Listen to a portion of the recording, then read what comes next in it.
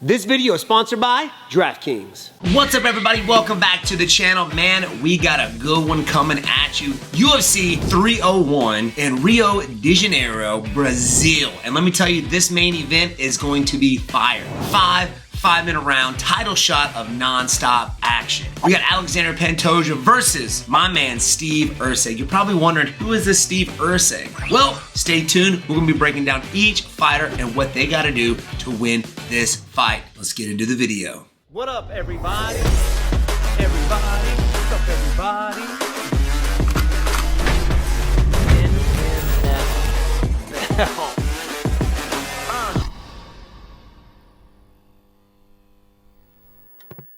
The UFC returns to Brazil this weekend for another electrifying pay-per-view with an absolutely stacked fight card. This is one you don't want to miss. I've teamed up with DraftKings Sportsbook to bring you closer to the action. Right now, all new customers who bet just $5 will get $200 in bonus bets instantly. Download the DraftKings app now and sign up using my promo code Wonderboy. That's right, new customers can bet just $5 on any fight and receive $200 in bonus bets instantly. Stay in on the action and use your $200 in bonus bets on DraftKings same game parlays for a bigger payout. Combine multiple bets from the same fight, including total rounds and method of victory. The more bets you combine, the more you can win. If sports betting is not yet available in your state, don't worry. You can still join in on all the fun with DraftKings Daily Fantasy and have the shot to win cash prizes. UFC 301 is gonna be sick. In Brazil, of course, we have Alexander Pantoja taking on Steve Erceg, and of course, the king of Rio himself, Jose Aldo, coming back. Baby, it's gonna be fire. Download the DraftKings Sportsbook app now. New customers use promo code Wonderboy and bet just $5 on any wager and get $200 in bonus bets instantly. That's promo code Wonderboy, only at DraftKings Sportsbook. So before we get into this video, I want to let you guys know, me and Sweet Tea are going to be doing it again for UFC 301's main card. We are going to be going live on our YouTube channel. So once again, come hang out. So we're gonna be talking about both fighters today. We got Pantoja versus Steve Erceg. We're gonna start off with my man, Steve Erceg. Now, who is this dude? That dude's only got 3 fights in the UFC. What the flip dip? But let me tell you, this dude is fire. This guy's got a record of 12 wins, 1 loss, 2 KO finishes, and of course, 6 submission wins. Now, this guy is an amazing grappler. He's not the type of guy to really push the grappling, but if he sees that he got you hurt, or he used it as a counter, maybe like a defensive grappler, he's got great guillotines, rear naked chokes, he will take advantage of that pronto. But that is not what makes this guy special. It is this guy's striking. Dude, let me tell you, man, this dude is precise. He's efficient. He doesn't waste any energy when he's out there. Now, I'm gonna sit here and break down and do a whole lot breaking this guy's striking down, but I just wanna talk about 2 things that makes this guy special. 1, his timing. 2, his distance management. Now let's get into his timing, baby. Now, what am I talking about when I'm talking about timing, ladies and gentlemen? Well, the ability to see your opponent's mistake and be able to capitalize on that mistake. For instance, you throw a technique and I make you swing and miss. My goal is to be able to capitalize on that. Anytime you throw a punch, you are always open. And to have that timing to be able to make you swing and miss and me capitalize on that, you gotta have amazing timing. 2, seeing an opponent's telegraph. I've said this before. A lot of you martial artists out there have sparred somebody that it's almost like they read your mind. They knew exactly what you're gonna do before you did it, right? It's because they're reading your telegraphs. And this guy can do it both. This guy's got amazing timing. He's great at coming over top of his opponent's jabs. He'll fake down low, come up high with a left hook. And one of my favorite things to watch this guy do is he'll get an aggressive guy who will blitz in, try to take him down, right? And he defends the takedown, pushes his opponent away, and throws a head kick. Who does that? Who can throw a head kick from close range? Steve Erceg can, man. This dude's timing is out there. It's very, very good, which is what makes this guy so pretty to watch. And what makes it, I guess, easier for him is the way this guy moves. He keeps his hands fairly high, and anytime his opponent throws a technique, he's looking. He's looking for openings. So for instance, if I throw a jab, right, I'm open here and I'm open to the body. Or even sometimes if I'm not good in position, your opponent could come over top with a check hook and that's his bread and butter. He put his last opponent to sleep with a nicely timed check hook. Well, it was like a lead hook. He went to the body with his right hand and came up high with the left hook, putting his opponent to sleep. Another thing that makes this guy special is his distance management. Now, what am I talking about when I'm talking about a distance management? Well, a few things, right? Several things. The ability to be able to fight at all ranges. Starting with long range, you got kickboxing range, you got boxing range, and of course, close range, and this guy can do all of it. Now, the long range techniques is gonna be obviously your longer, rangier stuff, right? Like your jab, your cross, your kicking ability is all gonna be done from long range. Now, somebody like myself who is a long range fighter, sometimes those long rangier fighters have to close the gap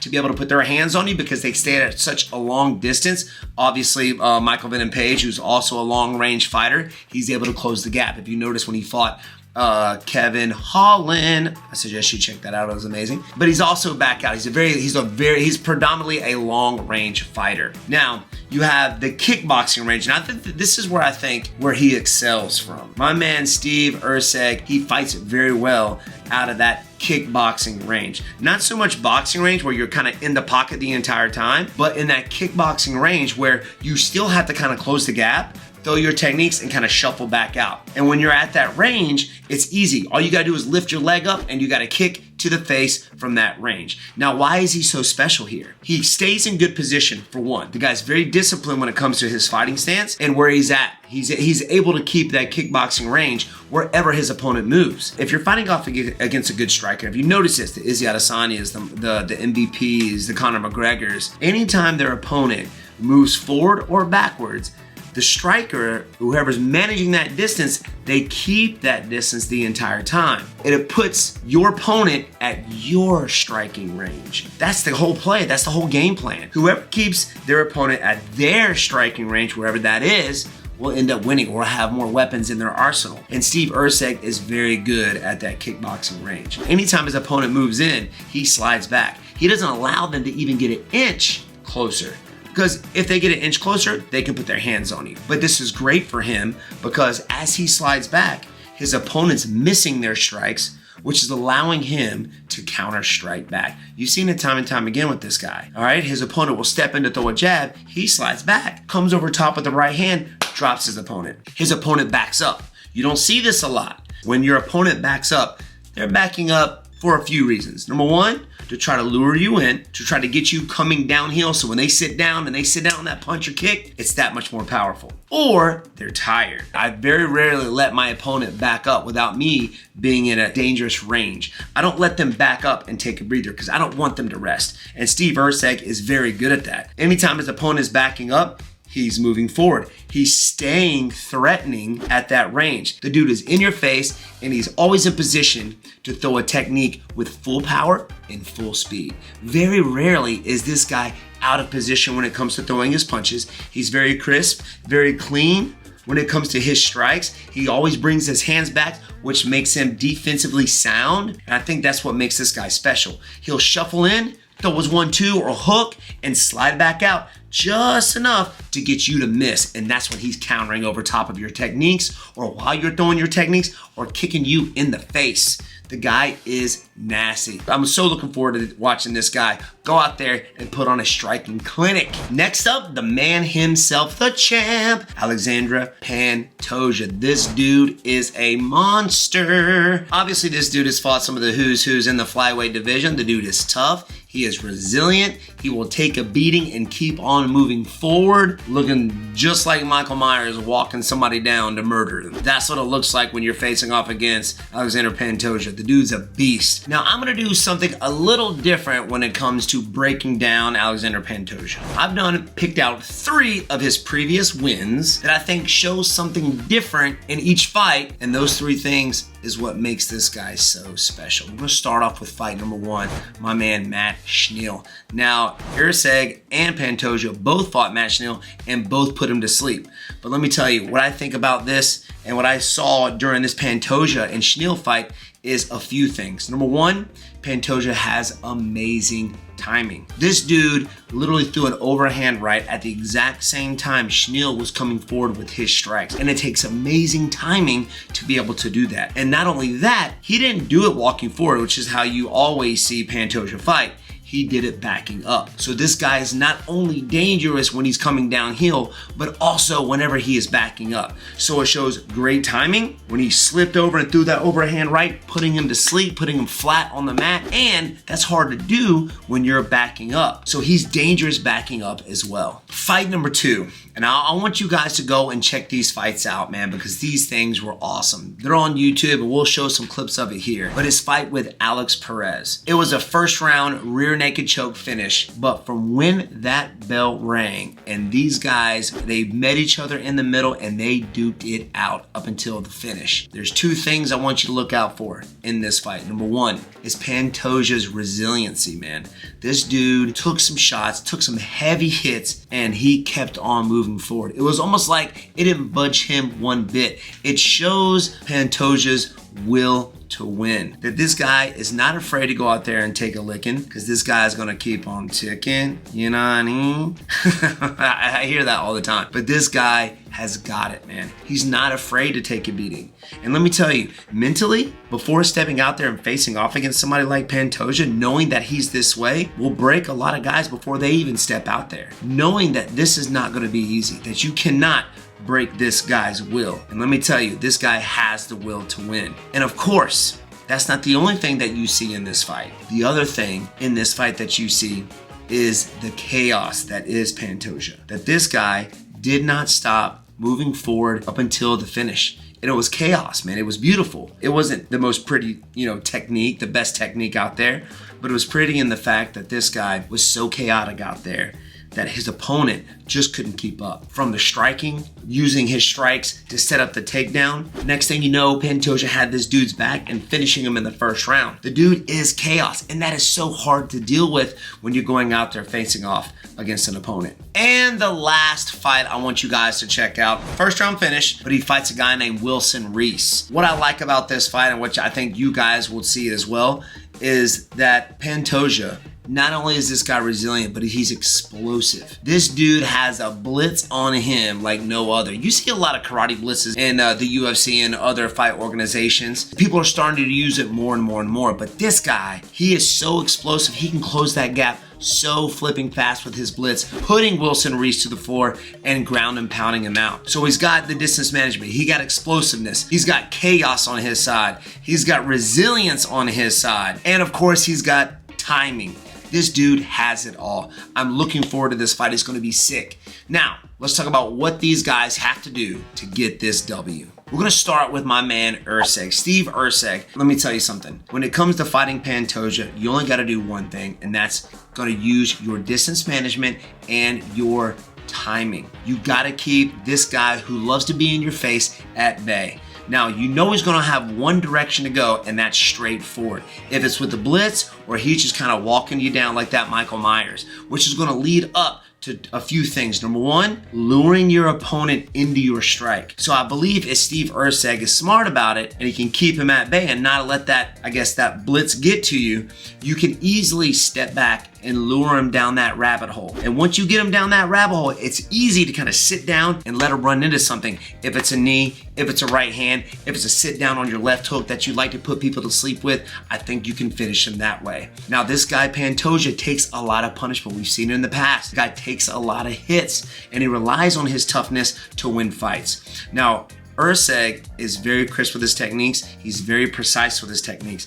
If he can hit him on those few spots that we've talked about in the past, which is the chin, the temple, and the ear, I believe you can put him to sleep. Now, you know he's going to be in your face. You know he's going to be swinging for the fences. Taking that half a step back will allow his opponent to swing and miss, and there's your counterattack. I do believe if Erceg's going to win it, I think it's going to be by KO. Pantoja is going to do a lot of swinging and missing, and like I said, he relies on taking a lot of hits. You don't want to take a lot of hits from Erceg, man, because that guy will put you to sleep. Moving on to Pantoja. This is what you gotta do, my brother. You gotta do what you do, bro, but just a little less aggressive, if you know what I mean. Because I know Erceg's gonna look for that one hitter quitter shot. So if it was me and I was Pantoja's coach, we would work on a lot of feinting, still moving forward, but not as aggressive as you see him in the past. Maybe still walking forward, maybe while you're walking forward, throwing some feints to try to get Erceg to bite on what you're about to throw or what you're about to do.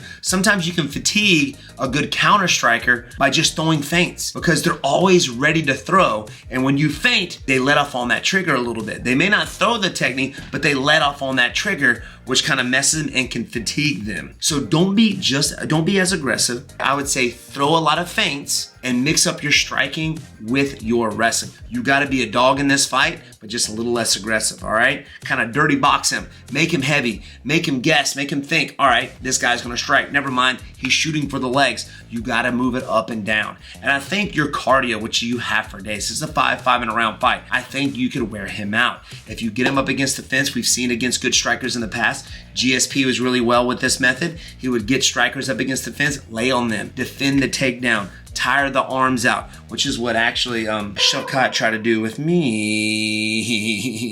But anyway, you've seen it in the past. I think that could work for Pantoja. Get Erceg up against the fence, lay on him a little bit, let him defend the takedown some. So when after that round's over, or if you do get put in the middle of the octagon again, you'll find that his striking has slowed down significantly. So be a dog. Not as aggressive as you usually are. Throw some feints and be a little dirty when it comes to that cage control. Don't let him off.